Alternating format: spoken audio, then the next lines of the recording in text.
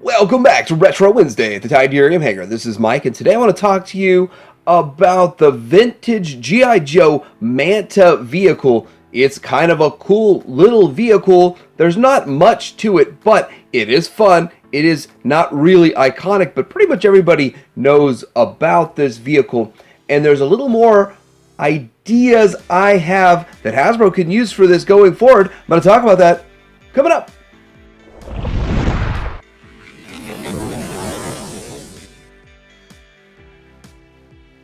First off, I want to show that this is a mail away, and you can see on here that you mail away for it. On the back side here, you have, where is it on here? It's somewhere on here, right there, number 13, and it's $1.75 plus 2 flag points. What are flag points?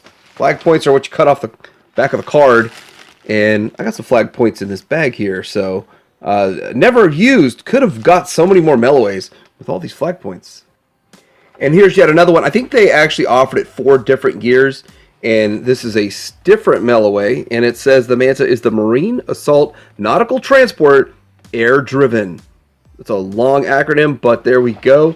And of course we have the order form down here, and it wasn't number 13 down there. It's number 6. Usually mail-away stuff is harder to get. There's just less of those in existence. Not for this vehicle. There are a ton of these. Now, I don't have the actual blueprints on this. Most people really like to have the blueprints on their vehicles and those kinds of things. I don't have it for this, but still, it's kind of fun, and it's real simple. You really don't need blueprints to assemble it. Really easy assembly, really easy disassembly, and it's got a few other features too. So, getting into looking at this, I like this vehicle. A lot of people don't like this vehicle. I'm going to show you kind of why I like it. First of all, let's take a look at the vehicle itself, and it's made up of 2 larger pieces connected to 1 smaller piece. So there's like a big surfboard, small surfboard, 2 little pieces connecting it. We've got a missile on here, and the missile just simply unplugs and plugs back in. I think this is the only missile, the only use of this missile. I don't know if they used it on any other vehicle, because I just don't see it on any other vehicle. You also have this gun that clips on here, and this piece here is supposed to be held by the figure, and it's kind of a remote activator to shoot it. So kind of interesting there. And then you can put the figure on either side. So there's a peg hole here, or peg here, and a peg there. So you can put the figure on either side you want to. It actually shows the figure on this side of it in all of the promotional material. So that's how it goes. I don't know. I don't like it like that. For some reason, I like it the other way. But you could also do this. 2 foot pegs. You can have 2 figures on 1 vehicle. So that's cool. There's also a 3rd foot peg here. And you can put 3 figures on this vehicle, which doesn't really make a whole lot of sense. But it can be done, and it can be displayed. I actually prefer this to be a one-man craft. Only one woman craft. So that's kind of how I think it should go, just 1. But it's possible to put 3 on there, so I figured it'd be fun to show it. And who would you put on there? I would think Chuckles would be fun to put on there because of his Hawaiian-looking shirt. But the problem is his band gave right before the video, and I don't like rushing changing those because I'll probably break the pelvis. Getting this back to being a single-person craft, you can see that the cutout in the sail is shaped like a manta ray. So I think that's kind of interesting. And if you got one of these new, the cutout would actually still be in the box. So they just cut it out, kind of like a punch in a card back. The punch would still be there, even though they usually go away once they get hung on the shelf. Well, this usually gets lost, thrown away once this is taken out and assembled. So you do have to assemble this. It does all come on sprues, brand new. But I got all mine used, and I got mine used and cheap because it's a relatively low-priced vehicle. You can get this for real cheap. I don't think I got more than $10 in each of these. And every time I buy a G.I. Joe lot, there's parts for another one. Kind of gets me addicted. Kind of makes me want to make yet another one. We'll talk about this in a second. So looking at each individual part here, there is the gun, and it's a pretty cool looking gun, and I don't think they've reused this gun anywhere else, but they may have. I just didn't notice. And then you have this long cord here, which is broken off on two of mine. So that might be something challenging to get this with a good long cord. I didn't even know it had a cord on it because my other two were missing it, so I finally got one that had it. And then the sail is usually pretty tattered and torn and beat up, kind of like this here. So getting a good sail is also a challenge too. So you can get one pretty cheap, but what condition it's going to be in. So even in decent condition, it's not ridiculous expensive either. But still, I always try to assemble another one, and the sail usually is what I'm missing if I'm getting one more. So a pretty cool, pretty fun little vehicle. So it does all break down into a backpack here, and I think that this is weird. It doesn't, to me, it doesn't really work.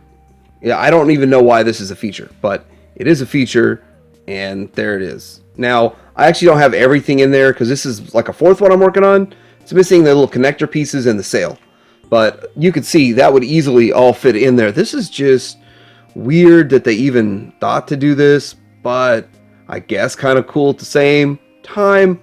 It does not display well like this at all, but it's a thing you can do. So again, how would you display these? I like displaying them with the figure on this side, and I think it would complement any nautical type of display that you have. Maybe put it next to your hovercraft. I don't know, that sounds like it's a lot of fun. It's where I have mine, just lining around the hovercraft, and that's just something that I think is fun. I mean, I think I like having kind of grouped the boats all together and put them like they're in a nautical type of situation. But as you can see here, we got her GoPro on, so she could do some fun action adventures.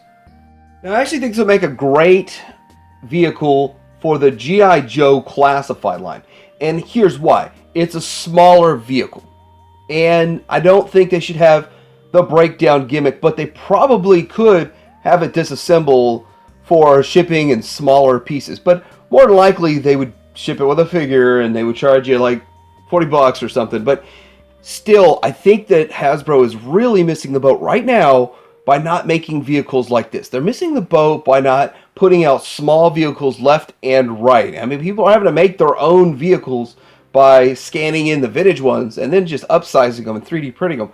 That is crazy that Hasbro is just not servicing the vehicles in the G.I. Joe classified line. So this would make one. I mean, I'd love to see the Trouble Bubble. I'd love to see four-wheelers. I'd love to see the Fang, the Claw, pretty much AWE Striker, pretty much everything up to the His Tank. I think the His Tank would be the largest vehicle that they would want to make and put out at retail. But it would still be a whole lot of fun to get any and all of those vehicles. But the smaller ones like this and the Trouble Bubble and motorcycles and stuff, very, very easy. Why are they not doing it?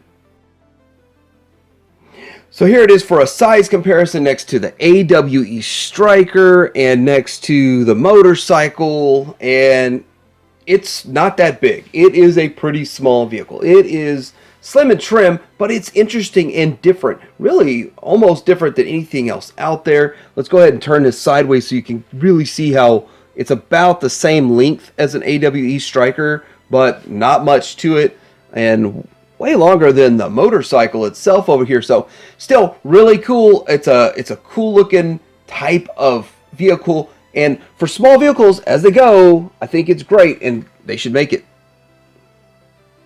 So this has been my quick look at the G.I. Joe Vintage M.A.N.T.A, which is kind of a sailboard, and it's a bit of fun. I think things that are just fun to put on display are fun like this. They are kind of cool. I like that they used the vinyl sail. I like that. I don't know if I like the disassembly and put in a backpack at all, but I do like the fact that you could take it apart and store it in small places and store a lot of them very easily and very simple, and it's real easy to put together. So I like this. Hope they make it maybe in the G.I. Joe classified line, maybe in the retro coming up. Wouldn't it be fun if they did a M.A.N.T.A again? Maybe not. I don't like cutting them card backs, but anyway, like, subscribe. Titanium Hanger out.